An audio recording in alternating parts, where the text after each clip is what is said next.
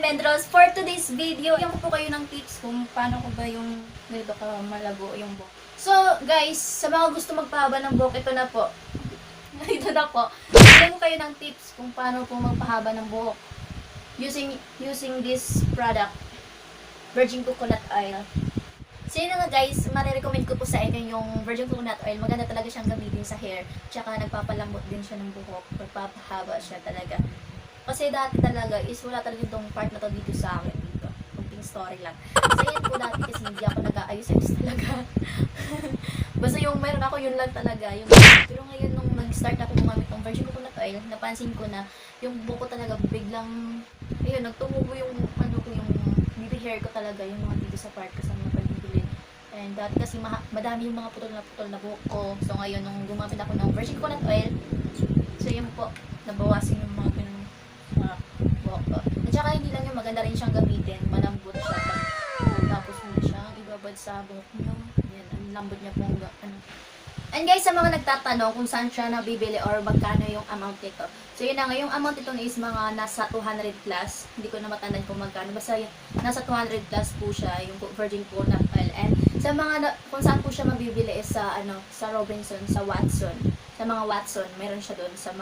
Doon sa mga cashier na mismo ka magtatanong doon kung may virgin coconut oil sila doon lang. At saka, tatanungin sa'yo kung anong virgin coconut oil, organic ba o ganito. So, ayan lang po yung bili nyo is organic virgin coconut oil. At saka yung virgin coconut oil, hindi lang siya pang buhok. Hindi lang po siya talaga pang buhok. Ang dami niyang gamit. Hindi lang siya pang buhok, pwede rin siya sa mga pagkain. At saka pwede siya pang healing sa mga lalo na pag may diabetes ka. At saka skincare sa mga dry skin yung skin. Yan, pwede rin siya gamitin. At saka sa mga nagpapapayat din, pwede rin siya. So yun na, pwede rin siya sa mga heart health. Pwede rin siya. Heart health. Ang po ganun talaga. Pwede rin siya sa mga pagkain. Paulit-ulit. Kaganina ba? So yun na nga guys. Ipapakita ko sa inyo mamaya kung paano ko po nilalagay yung virgin coconut oil sa hair ko. So, let's start. Guys, papakita ko na sa inyo kung ilang spoon yung ilalagay kong virgin coconut oil. So yun, buksan natin ito. Dahil maba yung buhok ko is mga 5 spoon yung ilalagay ko virgin coconut oil. 1, 2, 3, 4, 5. Ayan. 5 spoon na virgin coconut oil. Tsaka pag nakita nyo ganito siya kadami. Nakikita nyo ba? Ayan. At saka bago natin gawin mo na is, kailangan nakadili tayo ng ginto kasi mamaya mamamawis tayo paglagay kasi sobrang oily. Kaya kailangan natin ng suklay. At saka yung ganitong suklay, yung may patusok pag gusto mag-shape yung ganitong spread. Ayan. At saka yung unang natin gagawin is, suklay na tayo. Para mamaya hindi nagkakabol-bol yung buhok natin. Ayan po, ganito siya kahaba yung buhok ko. Lagpas puwet na po siya. Ayan po. Oh. Suklay mo lang.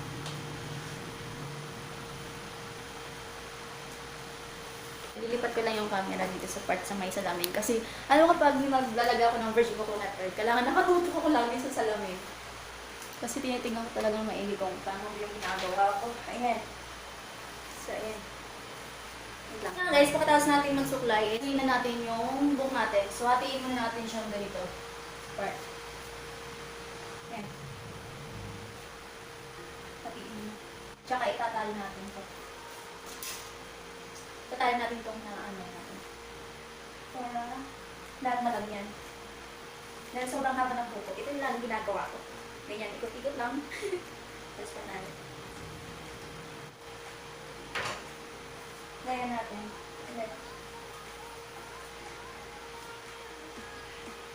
Ayan po siya. Tapos doon na natin siya ilalagay yung virgin coconut oil.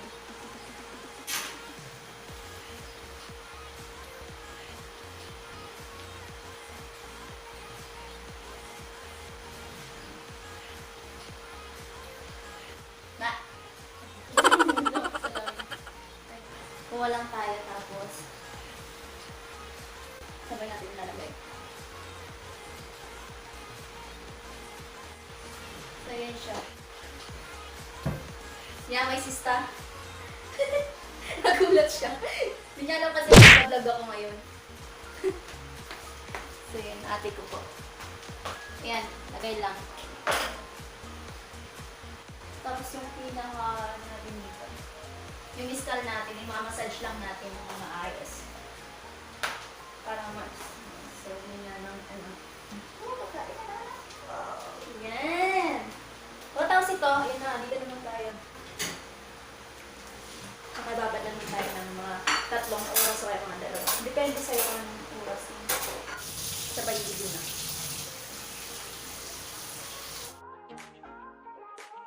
Walang tayo. Oops! Mamaya pagkatapos natin maglagay is mamassage natin yung skull natin. Siyempre yung pamassage natin sa skull natin, hindi yung tukog talaga. Yung sa part na to. Parang hindi usugatan yun. Hindi natin. Tapos massage.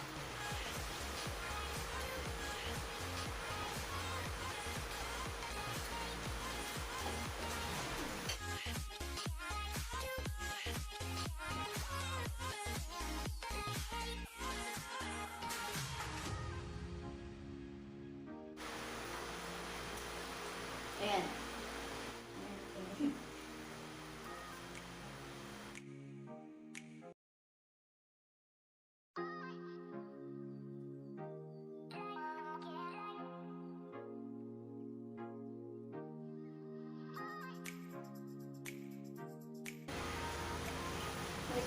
Eh na sinasabi ko, kaya kailangan natin ng ginkgo talaga. Kasi ang lagkit. Kaya kailangan may ready kayo ng ready kayo ng ginkgo.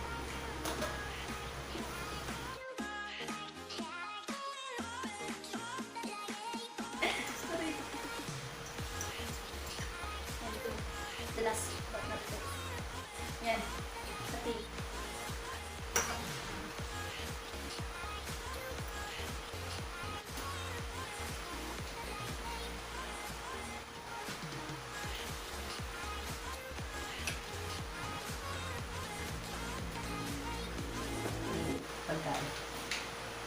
Tsaka dito, i-massage lang natin sa may part dito, sa may mga bibig para tumubo pa siya.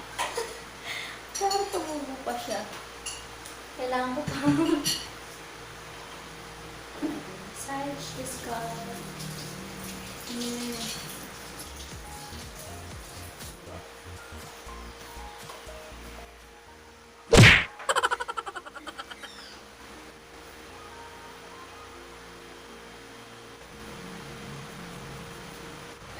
Ayan. Babaga natin siya ng 2 oras. 2 hours. Ayan. Hindi lang ako binanyawan siya. Tapos, so guys, ibabada natin siya ng 2 hours. Bago natin bandawan. So, ayan. So guys, this is my final look. So, ayan po siya. Ambot niya talaga siya, guys. Ayan po. Tsaka kumikinang-kinang pa siya. Ayan po siya.